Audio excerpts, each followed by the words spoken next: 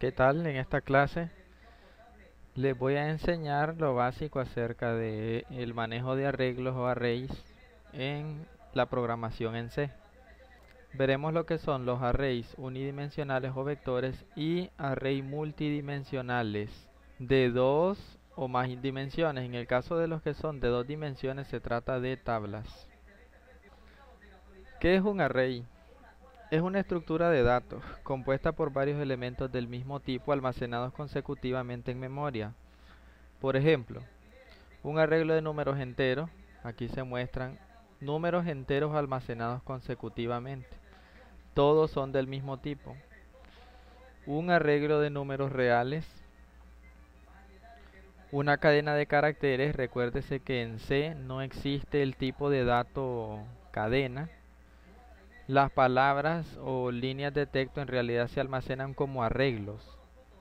Y para un arreglo de cadenas de caracteres, para cada espacio se reserva solamente una letra. Una matriz es un arreglo de dos dimensiones o tabla. ¿Cómo se declara un array y cuánta memoria utiliza?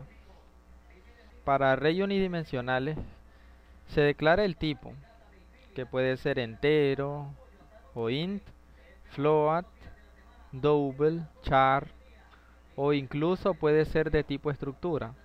El nombre del array es el nombre con el que se va a hacer referencia al arreglo y la cantidad de datos que se van a almacenar.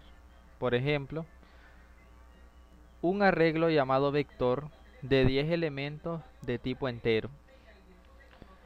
Para arrays multidimensionales, en el caso de los de dos dimensiones o tablas, se declara el tipo de dato, el nombre con el que se hará referencia, el número de filas y el número de columnas. Nótese que deben de ir entre corchetes. Por ejemplo, una matriz de 5 filas por 5 columnas, o sea, de 25 elementos de tipo float. Y para arrays multidimensionales con más de dos dimensiones, de 3, de 4, igual se declara el tipo, el nombre y las dimensiones, la cantidad de dimensiones que se desee. Pueden ser 3 dimensiones, 4 dimensiones. Y dentro de los corchetes el número de datos que habrá para cada dimensión. Por ejemplo, uno de 3 dimensiones sería algo así, un arreglo de 6 por 5 por 3 elementos de tipo float. Este tendría 90 elementos de tipo float. El número de dimensiones que tiene un arreglo está en dependencia nada más de la cantidad de memoria disponible en la máquina. Y la cantidad de memoria que necesita cada uno de estos arrays está en dependencia del tipo de datos y del número de datos. Por ejemplo, un chart solamente necesita un byte. Entonces, si esto fuera de tipo chart, este vector requeriría 10 bytes. 10 por 1 byte que necesita cada uno, 10 bytes. En el caso del entero, el entero requiere de 2 a 4 bytes.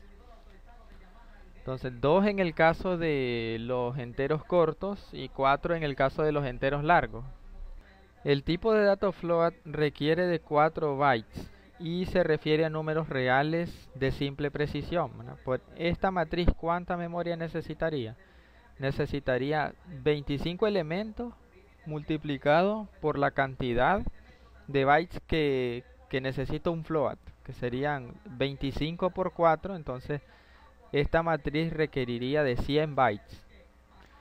De la misma manera se calcularía acá la cantidad de memoria que requeriría esto. En este caso serían los 90 datos multiplicado por el espacio que requiere un float.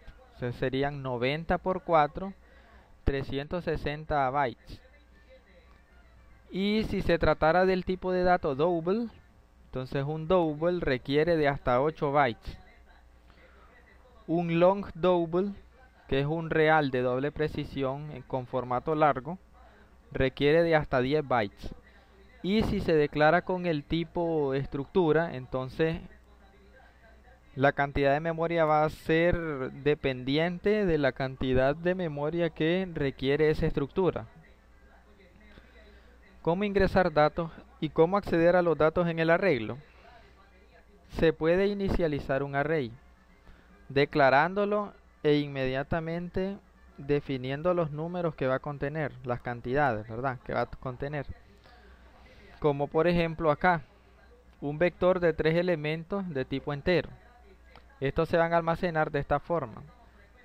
No crean que este 3 indica que va a existir el dato vector 3. En realidad se almacenan de esta manera: vector 0, vector 1, vector 2. Y en el caso de tablas, de array de 2 dimensiones o de más dimensiones, se puede hacer de cualquiera de estas dos maneras. En este ejemplo, una tabla de 2 filas y 3 columnas. Entonces, tomaría 3 elementos para las 3 columnas de la primera fila. Luego saltaría a la siguiente fila y tomaría los otros 3 elementos, a como muestran aquí. Y se almacenan de esta manera. Tabla 00 es 10, tabla 01 12, tabla 02 14 y así sucesivamente. También es posible inicializar el vector sin necesidad de marcar la cantidad de datos que va a contener. En ese caso, el compilador se encarga de asignar al vector la cantidad de memoria necesaria para almacenar el número de datos que ustedes hayan especificado. Al inicializarlo deben de hacerlo entre corchetes y cada dato separado por coma. Si ustedes inicializan un vector indicando el número de elementos y al inicializarlo indican más elementos, va a ocurrir un error conocido como Stack Overflow, que significa desbordamiento de pila. También se puede registrar los datos en el array utilizando ciclo for. Se declaran los arreglos. Por ejemplo, aquí yo declaré dos arreglos. Un arreglo de una dimensión llamado A, que va a contener 5 elementos de tipo entero. Y una tabla llamada B de 3 filas y 3 columnas, que va a contener datos enteros. En el caso de A, con solamente un ciclo for, ustedes pueden pedir por pantalla que se ingrese el elemento. Por ejemplo, print A, este %d se corresponde con esta i. Cuando i vale 0, aquí dirá A0 es igual, lee el valor y lo almacena en A0. Y así sucesivamente, hasta que i vale 5, ya que al valer i5, aquí dirá 5 es menor que 5, lo cual es falso, entonces el ciclo termina. En esta tabla muestro cómo voy a pedir los datos cuando se ejecute el programa. A0, 1, A1, 14, A2, 34 y así sucesivamente. Y en el caso de la tabla se van a necesitar dos ciclos, uno que controle las filas y uno que controle las columnas. Aquí pido el elemento B, %d, el primero con i, el segundo %d es con j. Entonces B0, 0, cuando i y j valen 0, elemento B00 es igual, lo leo y lo almaceno en B00 y así sucesivamente. Cuando j vale 3, entonces este ciclo termina, porque 3 no es menor que 3. Si incrementa el valor de i, entonces se pasaría a la fila 1. Y empieza nuevamente el ciclo for para j. Y aquí diría elemento B10, lo lee y lo almacena en B10 y así sucesivamente hasta que i valga 3.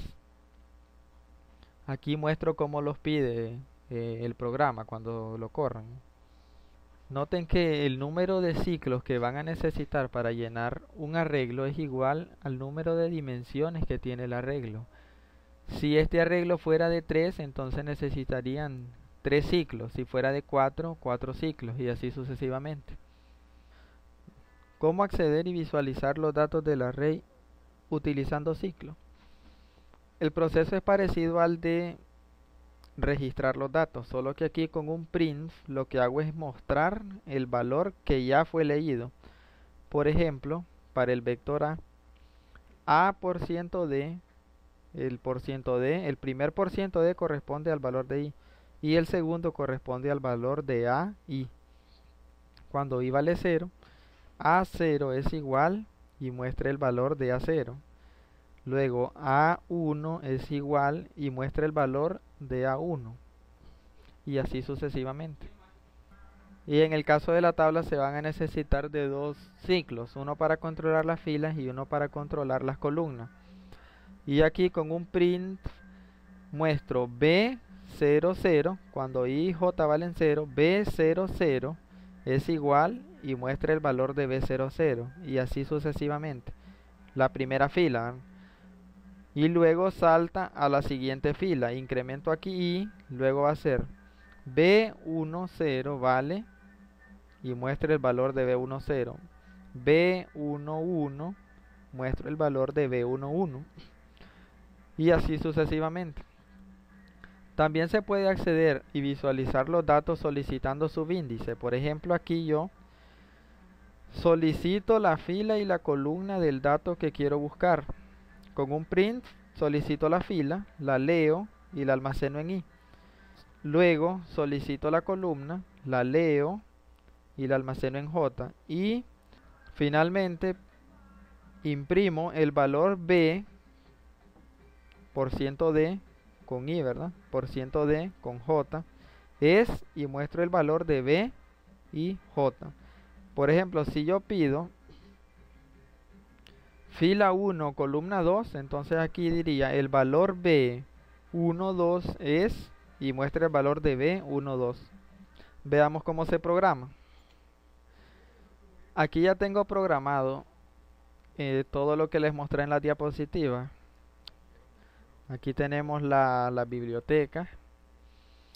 Aquí muestro cómo inicializo dos arreglos, uno de una dimensión y una tabla, o sea, de dos dimensiones. También declaro dos variables de tipo entero, que son i y j, que me van a servir para los ciclos. Aquí declaro también los otros dos arreglos, el arreglo A, el arreglo B, que ya les había mostrado en la diapositiva. Y aquí lo que hago es visualizar los elementos del vector, el vector que fue inicializado. Luego, visualizar los elementos de la tabla que fue inicializada. Luego aquí lo que hago es registrar los datos utilizando un ciclo. Por ejemplo, yo declaré un arreglo de 5 elementos, entonces el ciclo for va de 0 a 4. El 5 no lo toma. Tiene que ser menor que 5. Y luego como declaré una tabla llamada B de 3 por 3 elementos, entonces necesito dos ciclos for de 3 filas, 3 columnas. Aquí solicito el valor, lo leo. Y luego tengo programado para visualizarlos. Aquí este arreglo es para visualizar los elementos que registré en A. Y estos doble arreglos son para visualizar los elementos que registré en B. Y finalmente, acceder al arreglo solicitando subíndice. Aquí pido la fila, aquí pido la columna y luego muestro el dato correspondiente. Veamos cómo funciona.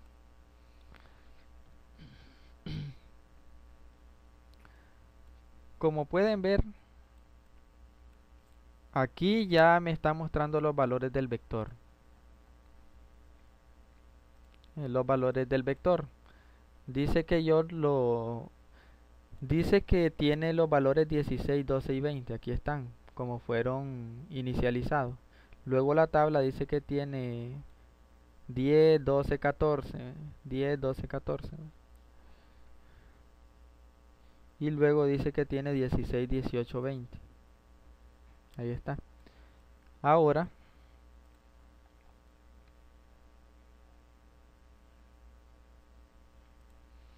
Ahora dice registrar datos utilizando ciclo for. Esta es esta parte. Y lo que hace es solicitar los datos. Voy a registrarlo. 1, 2, 3, 5 elementos. Ahora me solicita que llene la tabla B. Aquí dice, para la tabla B. Para llenar la tabla B. Vamos a meter los números de 5 en 5.